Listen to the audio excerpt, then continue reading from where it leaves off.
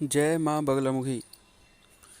साधकों, आज मैं आपको बताने जा रहा हूँ मृगाक्षी अप्सरा साधना, जो अपने आप के अंदर अत्यंत ही गोपनीय रही है और कोई भी साधना को ऐसे ही उजागर नहीं करता। तो मैं आपके सामने मृगाक्षी अप्सरा लाया हूँ। आप किस तरह के से असफल होते हैं साधना के अंदर, ये भी मैं बात करूँगा इस पर कि आप क्यों इस साधना में असफल होते हैं। अगर आप मेरे नियम फॉलो करोगे तो आप ज़रूर सफलता प्राप्त करोगे। कोई भी साधना हम करें तो सबसे सर्वोपरि गुरु का स्थान होता है। अगर आप गुरु की साधना या गुरु का दीक्षा बिगड़ लिए हुए साधना करेंगे तो कहीं तक भी आपको सफलता नहीं मिलेगी। कितना भी प्रयास कर लें, सफल नहीं हो सकते।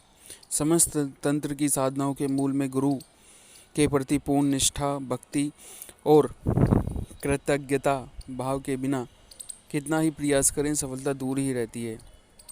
गुरु का महत्व सर्वोपरि है। जब भी साधना, पूजा, जप आदि आरंभ कर रहे हो तो गुरु वंदना से ही आरंभ करें। सुबह उठकर आनंदम आनंदम प्रसन्नम ज्ञान सुभगम निजबोधगम योगेंद्र में उचम भवरोग वैद्य श्रीमद्गुरु नित्यहम स्मरामि। प्रत्येक मंत्र जाप से पहले 108 बार ओम गुम गुरुभ्यो नमः का जाप करें। इसे गुरु, परम गुरु और पारमेष्ठि गुरु प्रसन्न होते हैं और अपना आशीर्वाद देते हैं, जिससे कि हमारी साधना में हमारा मार्ग प्रशस्त हो सके या खुल सके। साधना में आपके विघ्न भी आते हैं। कहा जाता है श्रीयेषु बहु विघ्नानि, अर्थात कल्याण में कार्यों में बहुत ही विघ्न आते हैं। अतः आप इसे विघ्न विनाशक भगवान गणपति जी का स्मरण भी हमें करना बहुत ही जरूरी है। इसके लिए आपको ओम गण गणपते नमः का 108 बार जप करना चाहिए। जिस साधक को या किसी जातक को गुरु द्वारा मंत्र की दीक्षा नहीं मिली हो, उसके लिए यह एक बहुत सरल आसान सा एक सोपान है। गुरु और गणपति के स्मरण से मूल मंत्र में चेतना आ जाती है, अर्थात मंत्र दीपित उठता है, जागृत हो जाता है। अर्थात कोई भी गलती अगर त्रुटि रह जाती है साधना के अंदर तो गुरु के आशीर्वाद से उसका परिमार्जन हो जाता है, उनकी कृपा से वो सही हो जाती है। फिर जिस कार्य की साधना करनी हो उसके मंत्र का ग्रहण या लें आप गुरु के द्वारा ही उचित माना जाता है। वो मंत्र आप गुरु के द्वारा ही ले सकते हैं। यदि उचित समय पे या सही समय पे आपको गुरु ना की प्राप्ति नहीं हो रही हो या कोई ऐसा मुहूर्त आ रहा हो जिसमें आपके गुरु कहीं गए हों या जैसा भी कुछ भी हो सकता है इसके अंदर, तो आप क्या करेंगे, आप भगवान शिव की पूजा करके, शिवलिंग की पूजा करके उसके सामने वह मंत्र एक पान का पत्ता लेंगे और उस मंत्र को शहद से और केसर चंदन से उसमें अंकित करेंगे या लिखेंगे और लिखकर भगवान शिव भोलेनाथ के शिवलिंग पर उसे अर्पित करेंगे और भगवान से प्रार्थना करेंगे कि हे प्रभु, आप समस्त आगम निगम के प्रकाशक परम गुरु हैं। मैं आपके शिष्य बनना चाहता हूँ। मैं अपने कार्य की सिद्धि के लिए इस मंत्र का जाप करना चाहता हूँ। अतः आप मुझे शिष्य बनाकर यह मंत्र प्रदान कीजिए। और एक आपको वंदना करनी है। कार्पण्य दोषो अपह तेस भावो याचे अहम त्वम धर्म समूढ़ चेता यच्द्र सम्मानिश्चित ब्रूहि तन्मे शिष्यो से ते अहम शाधि माँ त्वम प्रपन्नम। यह बोल के भगवान भोलेनाथ मंत्र दे रहे हैं। इस भावना के साथ वह मंत्र लिखा हुआ पान ले लें, जो आपने पान पे मंत्र लिखा है वो पान आप ले लें और प्राणायाम करके उसे खा जाएं। यह एक दीक्षा का छोटा सा क्रम है। तत्पश्चात आप आचमन करें और फिर प्राणायाम करके एक माला जो आप करना चाहते हैं वहीं बैठे बैठे जब भी एक माला का जाप कर लें। इससे जाप का अधिकार प्राप्त हो जाता है। ऐसी ही शास्त्रों की आज्ञा है, ऐसे शास्त्रों में हमें मिलता है। तंत्र के विधि की प्रधानता बहुत बल दिया है। तंत्रों के अंदर जितने भी हमारे तंत्र हैं उनके अंदर विधि विधान का बहुत ही ज़्यादा उल्लेख और बहुत ही ज़्यादा बल उन पर दिया है। विधि की अपूर्णता, सम विषमता, न्यूनता, अधिकता अथवा क्रम विपरीतता आदि से दोष हो जाता है, कार्य सफल नहीं होते तथा शरीर और मन में विकार आने लगते हैं। अतः आप जो है पूरी विधि समझकर ही कोई मंत्र की साधना करें। ऐसे ही मत बैठ जाओ कोई भी साधना करने के लिए। उसका पहले आप नियम देखें, क्या है, किस तरीके से करना है, कौन सा तिथि में करना है, कौन से नक्षत्र में करना है और उसके लिए क्या क्या ज़रूरी है। उस काल में जिन जिन कर्मों का निषेध किया गया है उन्हें भी आप पूर्ण रूप से पालन करें।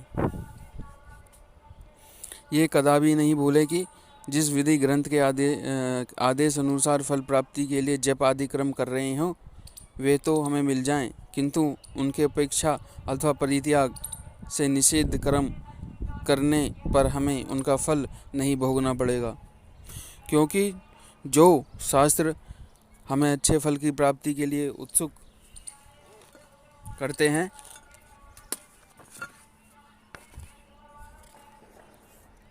वो ही उनके साथ नहीं करने योग्य बातें भी हमें बताते हैं। तब लाभ वाला भाग मेरा और नुकसान वाला भाग मेरा नहीं है, यह कभी नहीं होगा। आज्ञा का पूरा पालन करना चाहिए। तंत्र विद्या अत्यंत प्रामाणिक प्राचीन विद्या है। अतिशय सही तरीके से साधना करोगे तो सफलता जरूर मिलेगी। तंत्र साधक को चाहिए वह साधना के पहले सोपान के रूप में पहले मंत्र जाप से पहले गायत्री मंत्र का जप करे और प्रयोग के अंत में महामृत्युंजय मंत्र की एक माला का जाप अवश्य ही करे। इससे दोष शमन और पाशे शमन होते हैं और सफलता प्राप्त होती है। और मैं आपको बताने जा रहा हूँ मृगाक्षी अप्सरा साधना किस तरीके से संपन्न होती है और उसे किस तरीके से करनी चाहिए। सबसे पहले अप्सरा सिद्धि प्राप्त करना किसी भी दृष्टि से अमान्य और अनैतिक नहीं है। उच्च कोटि के योगी, सन्यासी, ऋषि, मुनि और देवताओं तक ने अप्सरा और योगिनी, किन्नरी, यक्षिणी की साधना की है। ज़्यादातर तांत्रिक ग्रंथ, जितने भी तांत्रिक ग्रंथ हैं उसमें 108 अप्सरा की प्रामाणिक साधना भी बताई गई हैं और उनमें से कई अप्सरा की साधना साधकों ने सिद्ध की हैं और उनका लाभ भी उठाया है। पर हम आज जो अप्सरा की साधना हम बता रहे हैं, आपको मृगाक्षी अप्सरा की साधना में आपको बता रहा हूँ, जिससे कि आप हर करने का प्रयास करें। ये सबसे पहले क्या होता है, किसी भी शुक्रवार की रात्रि को साधक अत्यंत ही सुंदर अपने जो उसे अच्छे प्रिय लगते हों वस्त्र वो पहने। ज़रूरी नहीं है कि वो धोती कुर्ता ही पहने, कुछ भी पहन सकता जो उसके शरीर पे अच्छा लगे, पहनकर वो साधना स्थल पे बैठे। साथ ही साथ अपने कपड़ों पर गुलाब का इत्र लगाए। गुलाब का इत्र लगाने के बाद कान में भी गुलाब के इत्र का फोहा लगा दे। फिर सामने गुलाब की 2 मालाएं रखे और उनमें से एक माला साधना के लिए और एक माला स्वयं धारण करे साधना के समय में। इसके बाद एक थाली ले जो लोहे की या स्टील की ना हो। फिर उस थाली में मृगाक्षी महायंत्र, जो कि यंत्र होता है अप्सरा का, उसे आप एक थाली में रखें।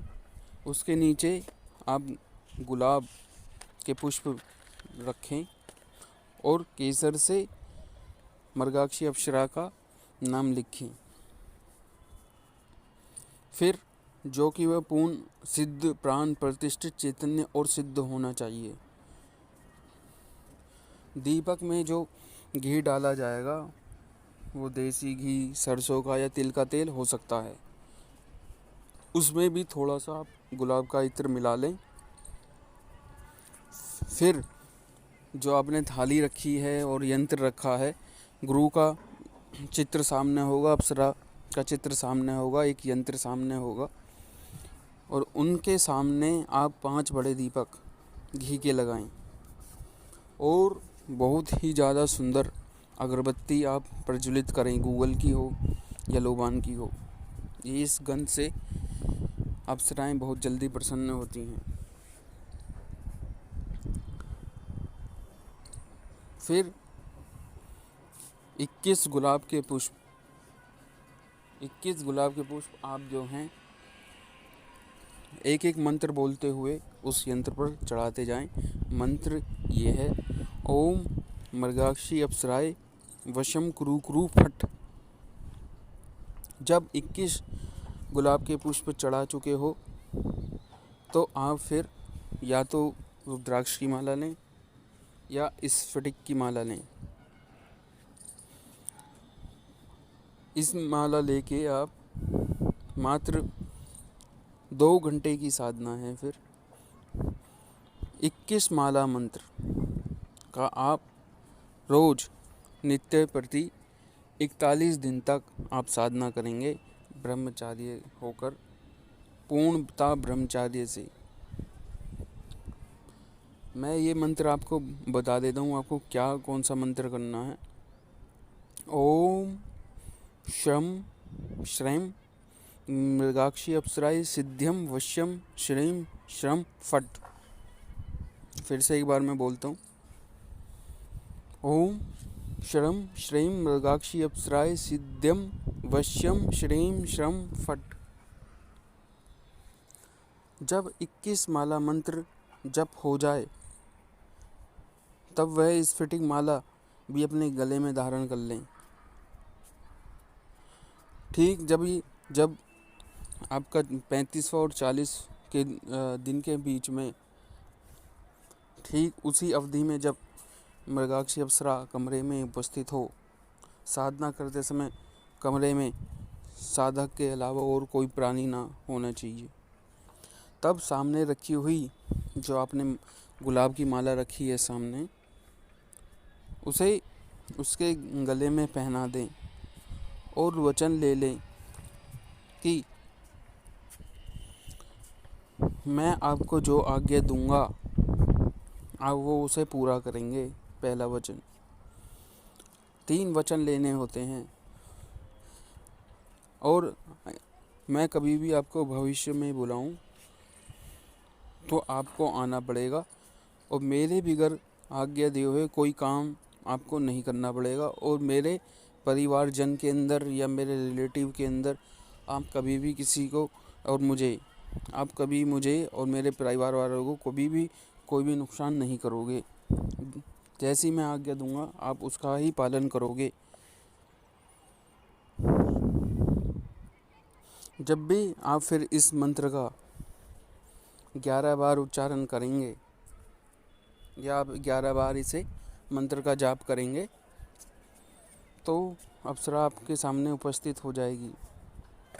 तब आप जो भी उसे आज्ञा देंगे वो उसे पूरा करेगी। वैसे तो मृगाक्षी अप्सरा की साधना इतने में ही हो जाती है। फिर आपको क्या करना है, रोज़ आप एक माला से और सामग्री ले लें। बाज़ार में कहीं भी मिल जाती है। आधी किलो सामग्री ले ली। आधी किलो सामग्री में 250 ग्राम घी ले लिया, या वो 10 दिन का हो जाता है। उसके अंदर आपको क्या करना है कि एक एक माला का रोज़ उनमें हवन करना है। उसमें गुड़ शक्कर भी डलेगा। गुड़ शक्कर के साथ साथ आपको तिल डाल देने हैं उसके अंदर। फिर आपको उसका एक हवन करना है। रोज़ मिठाई ला के रख देनी है। मिठाई में आपको या तो खीर रख सकते हैं, या कोई भी बाज़ार से ला के मिठाई रख सकते हैं, या फिर हवन में भी एक मिठाई आप चढ़ा सकते हैं। वैसे फिर इसके बाद में मृगाक्षी अप्सरा की साधना संपन्न हो जाती है। मंत्र के माध्यम से अथवा साधनाओं के माध्यम से धन प्राप्त करना अथवा जीवन की समस्याओं को मिटाना और जीवन में निरंतर उन्नति करना कोई गलत नहीं है। साधु सन्यासी भी इनका उपयोग करते रहे हैं। आपने देखे होंगे जो साधना करते हैं सन्यासी, वो गुफाओं में रहते हैं। उनके लिए खाना कहाँ से आता है, वो कहीं बाहर तो जाते नहीं। तो उन्होंने भी इस तरह की साधना संपन्न किए होते हैं, जिससे कि उन्हें कोई डर नहीं रहता। और ये तो खुद भगवान तक ने ही साधना करी हैं, तो हम क्यों नहीं कर सकते। यह साधना वास्तव में ही शीघ्र सिद्धिदायक और पूर्ण प्रभाव युक्त है और अचूक फल देने वाली है। जिसने भी ये साधना करी है, ज़रूरी नहीं है कि एक बार में आपको सफलता मिल जाए। आपको एक हफ्ता छोड़ के फिर दूसरे हफ्ते से भी अगर नहीं मिलती है सफलता, तो आप स्टार्ट कर सकते हैं दूसरी बार। अगर दूसरी बार नहीं मिलता, तीसरी बार में तो सफलता मिल ही जाती है। तो आप ये साधना करिए और फिर मुझे कमेंट्स करिए कि कैसी रही आपकी साधना। जय माँ बगलामुखी, जय माँ पीताम्बराय।